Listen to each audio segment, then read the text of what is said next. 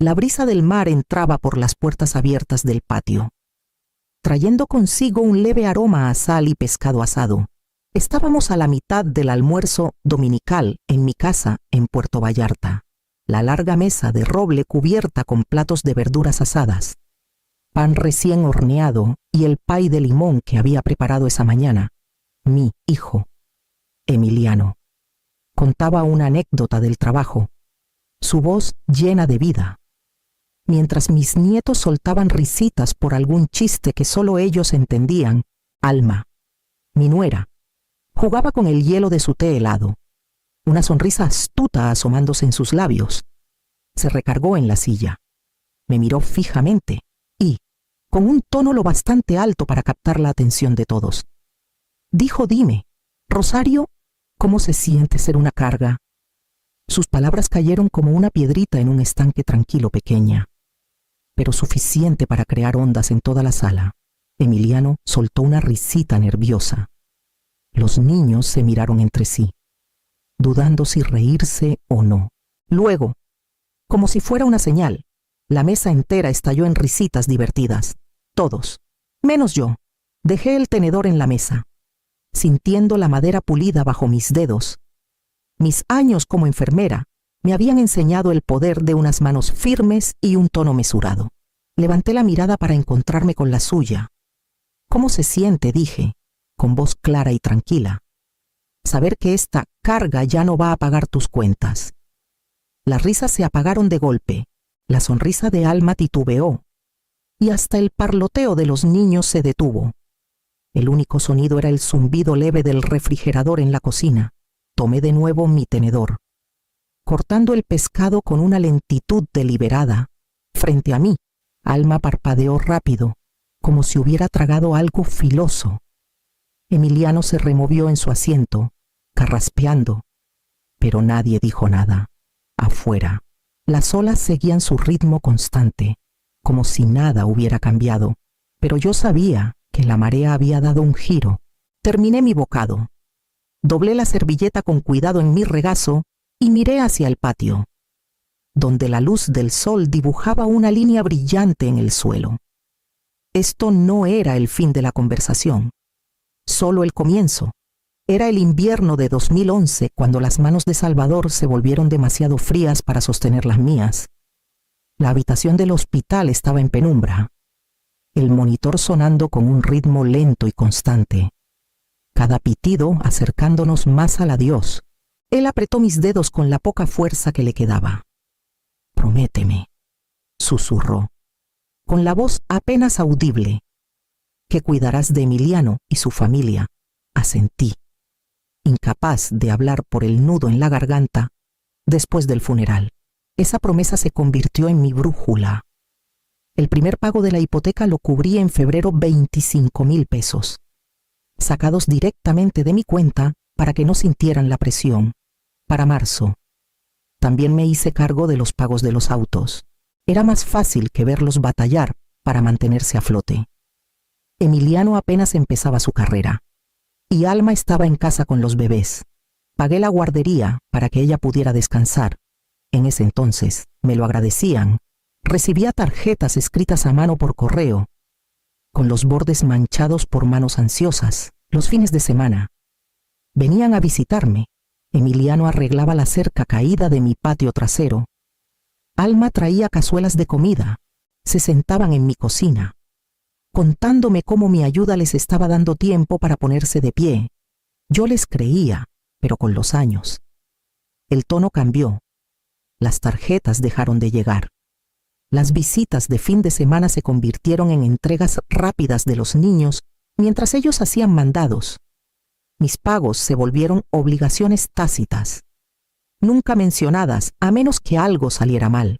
Al principio fue sutil un comentario de Alma sobre cómo la hipoteca se liquidará el viernes, como si ella misma lo hubiera arreglado, o Emiliano presumiendo con amigos en una carne asada sobre su remodelación de cocina, la que yo pagué hasta el último azulejo. La gratitud se desdibujó en costumbre, y la costumbre se endureció en una sensación de derecho.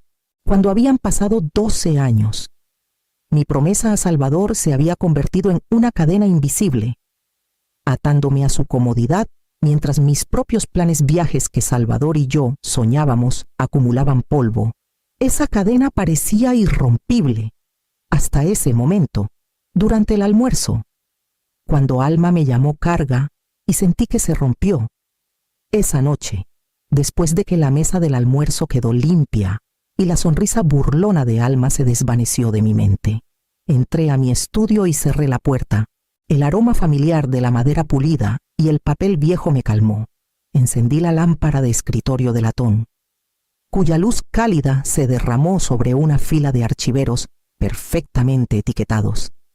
Había guardado cada documento desde el día que Salvador falleció: estados de cuenta de la hipoteca, contratos de préstamos de autos, facturas de colegiaturas cada cheque y transferencia archivados en un orden codificado por colores.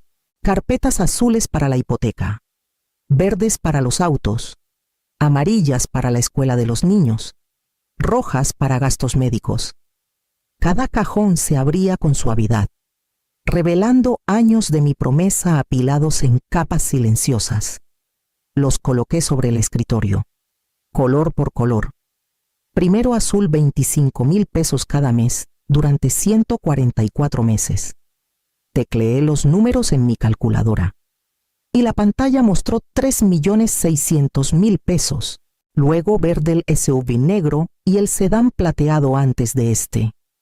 10,000 pesos al mes. Más el seguro otro 1,300,000 pesos a lo largo de los años. Amarillo, colegiaturas de escuela privada. Programas extraescolares. Cuotas de deportes, 200,000 pesos al año. 12 años seguidos. 2,400,000 pesos. Rojo, visitas al médico. Dentista, recetas. Sesiones de terapia, 70,000 pesos al año. 840,000 pesos. Los totales me miraban sin parpadear. 9,560,000 pesos. Me hundí en la silla. Por un momento. El único sonido fue el tic-tac del reloj en la pared. Me había dicho a mí misma que los estaba ayudando a construir estabilidad, dándoles espacio para sostenerse solos. Pero los números contaban otra historia. No estaba financiando estabilidad. Estaba financiando un estilo de vida lo bastante pulido para presumir, pero lo bastante dependiente para derrumbarse sin mí. Mis dedos se detuvieron sobre el teclado mientras entraba a mi banca en línea. Cada pago automático tenía una etiqueta de activo junto a él: hipoteca, arrendamiento de auto, escuela, seguro, servicios. Hice clic en el primero y apareció la ventana de cancelación. Confirmar sí. La cadena en la que se había convertido la promesa de Salvador se rompía eslabón por eslabón con cada clic. Cuando llegué al último, sentí una mezcla extraña de duelo y alivio.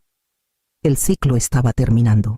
A la mañana siguiente, notarían la ausencia, no con palabras de agradecimiento, sino con preguntas que nunca quisieron hacer. No pasó mucho tiempo para que apareciera la primera grieta. 3 días después de que cancelé los pagos, una notificación del banco apareció en mi celular.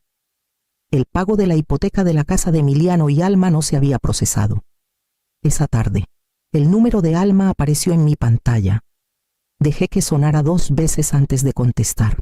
Rosario, comenzó, con una voz cargada de confusión cortés. El banco acaba de llamar. Algo raro pasó con el pago de la casa. Dijeron que no había suficientes fondos en la cuenta. Eso no tiene sentido. ¿Verdad? Mantuve mi tono firme. Tiene todo el sentido. Dejé de cubrirlo. Hubo una pausa. Luego, una risa frágil. Debes estar bromeando. El pago vence esta semana. Si no se hace, nos van a cobrar multas. Eso ya no es mi responsabilidad, dije. Ustedes tendrán que encargarse. El silencio al otro lado se estiró hasta volverse frágil, antes de que ella murmurara algo sobre hablar con Emiliano y colgara. A la mañana siguiente, mi buzón de voz tenía 3 mensajes de la compañía de arrendamiento de autos, cada uno más urgente que el anterior. Este es su tercer y último recordatorio de que su pago está vencido. Se requiere acción inmediata para evitar la recuperación del vehículo. Los borré sin pensarlo 2 veces. Más tarde esa semana, fui al supermercado y vi a Javier y Daniela con Emiliano cerca de la caja. No me vieron, pero alcancé a escuchar suficiente de su conversación para notar el cambio. Papi, ¿por qué estaba llorando mami esta mañana?, preguntó Daniela, aferrándose a su manga. Emiliano forzó una sonrisa que no llegó a sus ojos. Solo está cansada, pequeña. Javier frunció el ceño. Es por lo que dijo el banco. Los escuché hablar anoche. No se preocupen por eso, dijo Emiliano rápidamente, llevándolos hacia la puerta. Pero la rigidez en su postura me dijo que ya sabían que algo no estaba bien. Esa noche, mi celular se iluminó de nuevo con el número de Alma. No contesté, en cambio. Me senté en mi escritorio, con las manos sobre la pila de confirmaciones de pagos cancelados. El peso de 12 años estaba allí conmigo, pero ya no se sentía como una carga que debía llevar. No explicarían nada todavía, que sintieran el suelo faltarles bajo los pies, que entendieran cómo es estar sin alguien sosteniéndolos. Para el fin de semana, las ondas de esas primeras grietas se extenderían más de lo que imaginaban. Empezó con susurros, de esos que sientes en la nuca antes de oírlos. En la oficina de correos, doña Carmen, de 2 calles más allá, me dio una sonrisa tensa y se dio la vuelta a media frase. En el mercado, una pareja que conocía desde hace años evitó mi mirada. Su charla de repente sobre nada en particular cuando pasé para el fin de semana. Elena, la vecina de enfrente, llegó con una canasta de limones y una cara que decía que traía noticias que no estaba segura de compartir. Pensé que debías saberlo. Comenzó, dudando en el escalón de mi porche. Alma ha estado hablando. No necesitaba que terminara. Dice que los dejaste en la estacada sin avisar, continuó Elena, bajando la voz. Que los abandonaste en una especie de pleito familiar y que los niños están sufriendo. Asentí una vez. Entiendo. Elena me miró, casi esperando que me defendiera, pero solo le agradecí los limones y la dejé ir. Al día siguiente, en la biblioteca, una mujer que apenas conocía me detuvo entre los estantes de novedades. No sé los detalles, dijo, pero si mis nietos estuvieran en problemas, movería cielo y tierra para ayudarlos. Fue el primer desafío directo, y me di cuenta de que mi silencio le estaba dando el escenario a Alma. 2 mañanas después, en el café, volví a escuchar mi nombre, esta vez de parte de Laura, una vecina de casi 20 años. Me acerqué a su mesa. Laura, dije, manteniendo la voz calmada. Me enteré que estás preocupada por mi familia. Sus ojos se entrecerraron. ¿Preocupada? Sí. Escuché que los abandonaste cuando más te necesitan. ¿De veras? Alma también mencionó los 9.560.000 pesos que les he dado en los últimos 12 años. El tenedor se quedó a medio camino de su boca. Eso es imposible. Tengo registros de cada peso. Hipoteca, autos, colegiaturas, cuentas médicas. Ese dinero no fue para vacaciones ni lujos. Fue para mantenerlos a flote. Pero no creó estabilidad. Creó dependencia. Laura no respondió. Solo miró, y casi podía escuchar cómo las piezas de la historia que le habían dado empezaban a desmoronarse. Para el fin de semana, el tono del vecindario había cambiado. Algunos todavía me miraban con juicio silencioso, convencidos de que era fría. Otros me detenían al pasar para decirme bien hecho, como si hubieran estado esperando que alguien rompiera un patrón que también reconocían. No había planeado iniciar una campaña de relaciones públicas, pero la versión de Alma me había obligado a actuar. La verdad estaba afuera ahora, y viajaba más rápido de lo que ella esperaba. Eso significaba que el próximo movimiento no sería mío, sería de ellos. El sobre llegó a su buzón un jueves por la tarde, con el sello oficial del municipio estampado en la esquina. Elena me contó después que vio a Emiliano en la entrada de su casa, leyéndolo 2 veces antes de guardarlo en el bolsillo trasero para esa noche. Yo sabía de qué se trataba. A la mañana siguiente, La noticia me llegó por otra vía: 100,000 pesos vencían en 30 días. O el banco procedería con el embargo. 4 meses de pagos atrasados, multas y costos legales, todo en una sola línea. 2 días después, noté que la entrada de la casa vecina estaba vacía, donde normalmente estaba el SUV negro. Para el lunes, había un auto de vuelta, pero no el mismo. El lujoso vehículo arrendado había desaparecido, reemplazado por un sedán plateado abollado que parecía tener al menos una década. Alma fue quien rompió ese silencio. La vi detrás del mostrador en el supermercado el miércoles por la tarde, con un chaleco verde sobre su blusa, el cabello recogido con fuerza. Escaneó una caja de huevos para la clienta delante de mí sin levantar la mirada. Cuando llegó mi turno, no dijo nada más allá de ¿papel o plástico? No respondí su pregunta. ¿Cómo va tu primera semana? Su mandíbula se tensó. Bien, para el viernes. Se corrió la voz de que Emiliano ahora conducía algo práctico en la ferretería.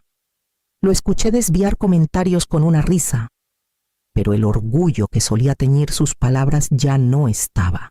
Luego llegó la llamada de la Academia Bahía de Banderas. No a mí, sino a ellos, exigiendo el pago inmediato de 40,000 pesos en colegiaturas atrasadas. O los niños serían retirados de clases al final del mes. Esa noche, vi a Daniela sentada en el porche de su casa, con las rodillas pegadas al pecho, la luz del porche brillando sobre su cabeza. Cuando me vio regresar del buzón, me saludó con la mano. «Abue, ¿nos vamos a mudar?», preguntó desde el césped. «No, si puedo evitarlo», le dije, pero eso no era la respuesta que ella quería. Dentro de mi casa, me senté en mi escritorio, mirando la fila ordenada de carpetas aún en su cajón. Cada instinto en mí quería arreglarlo todo, como lo había hecho por más de una década. Pero arreglarlo ahora solo mantendría la podredumbre bajo la superficie. Así que me quedé quieta, dejando que el peso de su orgullo pesara más que el de mi culpa.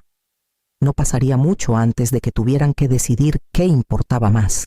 El domingo por la tarde, los llamé y les pedí que vinieran. Mi tono no dejaba lugar a dudas. Emiliano llegó primero con Daniela y Javier. Alma un paso detrás. Se sentaron juntos en el sofá, tensos y a la defensiva, mientras yo permanecía en mi sillón frente a ellos. «No estoy aquí para discutir el pasado», comencé. «Estoy aquí para decirles qué estoy dispuesta a hacer de ahora en adelante y qué no». Alma cruzó los brazos, los ojos de Emiliano se quedaron en la alfombra. «Me aseguraré de que la escuela de Javier y Daniela esté cubierta por completo», dije. «Eso incluye colegiaturas, libros y cualquier actividad extracurricular. También cubriré su ropa, necesidades médicas y abriré una cuenta de ahorros para la universidad para cada uno». Los ojos de Daniela se iluminaron brevemente al mencionar su clase de baile, pero miró rápido a sus padres. «Lo que no pagaré», continué, «es su hipoteca, los pagos de su auto, su seguro o cualquier otra parte de su estilo de vida. Eso depende de ustedes ahora». Alma abrió la boca para protestar, pero levanté una mano. «Hay más. Para que esto ocurra, exijo un reconocimiento público de los 12 años que los he apoyado. Eso significa una carta al boletín comunitario, una publicación en sus redes sociales y disculpas en persona a los vecinos a los que engañaron». Emiliano finalmente levantó la mirada. «¿Quieres que nos humillemos? Quiero que digan la verdad. Han contado su versión lo bastante alto. Ahora cuenten la mía». La sala quedó en silencio. Salvo por el leve tic-tac del reloj en la repisa, «Tienen 24 horas para decidir», dije. «Después de eso, la oferta desaparece». Alma negó ligeramente con la cabeza, como si los términos fueran demasiado pesados para sostener. La mandíbula de Emiliano trabajaba, pero no salieron palabras. Javier se movió inquieto en su asiento. Sintiendo la tensión sin entender las apuestas, me puse de pie, señalando que la conversación había terminado. Piensen qué es lo que más les importa, su orgullo o la seguridad de sus hijos. Se fueron sin despedirse, y los vi desde la ventana mientras su viejo sedán doblaba la esquina y desaparecía. Al día siguiente, sabría qué habían elegido. Elena me contó después que los escuchó discutir esa noche. La voz de Alma era aguda pero cansada, la de Emiliano, baja e inflexible. «No podemos hacer esto solos», insistió Alma. «Sabes que no podemos. No voy a arrastrarme ante tu madre», replicó Emiliano. «No frente a todo el vecindario. No es arrastrarse, es decir la verdad». Por la mañana, estaban en la mesa de la cocina con un cuaderno, una calculadora y 2 tazas de café sin tocar. Emiliano escribió su ingreso mensual en la parte superior, su sueldo, el nuevo salario de cajera de Alma, debajo.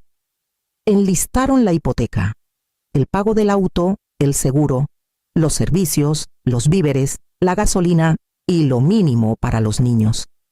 Los números se mezclaban, pero la matemática era simple. Ya estaban cortos incluso antes de sumar la colegiatura o las actividades. Alma presionó el borrador en el papel hasta que lo rompió. «No podemos ni cubrir lo básico». La mano de Emiliano se cerró alrededor del bolígrafo. «Lo resolveremos. Pedimos un préstamo. Usamos las tarjetas de crédito. Las tarjetas están al límite, y ningún banco nos dará más deuda estando tan atrasados». En la puerta, Daniela estaba parada con un conejo de peluche desgastado. «¿Vamos a quedarnos sin casa?», preguntó. Alma se congeló. Luego se giró lentamente. «No, pequeña. Solo estamos arreglando cosas». Javier apareció detrás de ella, observando con esa quietud cautelosa que tienen los niños cuando intentan leer la situación. Emiliano empujó la silla hacia atrás, las patas raspando el piso. «Por esto no lo haré. No quiero que me vean». «¿Que te vean qué?». La voz de Alma se quebró. «Poner tu orgullo por encima de la seguridad de ellos». El reloj en la pared marcó otro minuto más cerca de mi plazo. Para la noche. La elección ya no sería solo suya. Llegaron justo antes del mediodía. El viejo sedán estacionándose en mi entrada con un zumbido pesado e irregular. Emiliano se quedó junto al auto un momento antes de caminar hacia la puerta. Alma y los niños siguiéndolo. Cuando entraron, nadie se sentó hasta que yo lo hice. Emiliano permaneció de pie, con las manos cruzadas detrás de la espalda, como si se preparara para un impacto. «Tenías razón», dijo finalmente. 12 años, 9.560.000 pesos. Nos dijimos que era ayuda familiar, pero fue más que eso, fue supervivencia. Y nunca lo tratamos como el regalo que fue». La voz de Alma fue más suave. «Dijimos cosas que no eran ciertas. Lo corregiremos, públicamente». Asentí. Las reglas no cambian. Cubriré la colegiatura de Javier y Daniela, sus necesidades médicas, ropa y actividades directamente. Nada más. Ni hipoteca, ni autos, ni seguros. Vivirán de lo que ganen. Ambos asintieron, sus palabras más suaves que su tono habitual, pero lo bastante firmes. «Y una cosa más», añadí. «Cena aquí, una vez al mes, sin hablar de dinero, solo de familia». Javier sonrió levemente ante eso, y Daniela se subió a uno de mis sillones sin pedir permiso. Como si hubiera estado esperando volver, tomé el teléfono en mi escritorio y llamé al banco. «Habla Rosario Valenzuela. Voy a hacer un pago de emergencia en la cuenta 1147 para detener el embargo». Leí los números de ruta y cuentas sin pausa. Cuando terminé, colgué. «Ese es el último pago de la casa que haré por ustedes», dije. Mirándolos a ambos, ninguno discutió. En cambio, se quedaron en mi sala como si las paredes mismas los sostuvieran. El próximo paso sería suyo, para el 4º sábado de octubre. El ritmo de nuestras vidas había cambiado. Alma llegó a nuestra cena mensual con un blazer pulcro sobre su uniforme de tienda, orgullosa de compartir que había sido ascendida a gerente asistente. Emiliano habló abiertamente de su presupuesto, cómo habían logrado apartar un pequeño fondo de emergencia por primera vez en años. Javier entró corriendo por mi puerta con su uniforme de fútbol, ansioso por mostrarme la medalla que ganó en un torneo de fin de semana Daniela lo siguió con su último proyecto de arte, un remolino brillante de colores que tituló Hogar. Sus risas llenaron la casa sin la sombra de las viejas tensiones. Nos sentamos a cenar sin la cortesía rígida que marcó nuestro primer encuentro meses atrás. La conversación fluyó con facilidad. Sin rodeos cuidadosos ni miradas defensivas, escuché más de lo que hablé. Observando los pequeños cambios constantes que habían echado raíces, Alma me preguntó por mi jardín. Emiliano rellenó mi vaso de agua sin que se lo pidiera. Los niños se quedaron en la mesa mucho después del postre, contando historias de la escuela.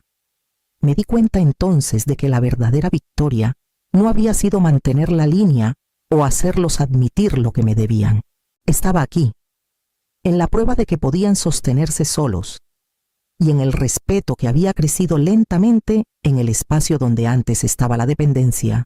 Cuando se fueron esa noche, Daniela me abrazó 2 veces, cerré la puerta tras ellos y me quedé un momento en el silencio, sabiendo que la parte más difícil había sido la decisión de dejarlos luchar,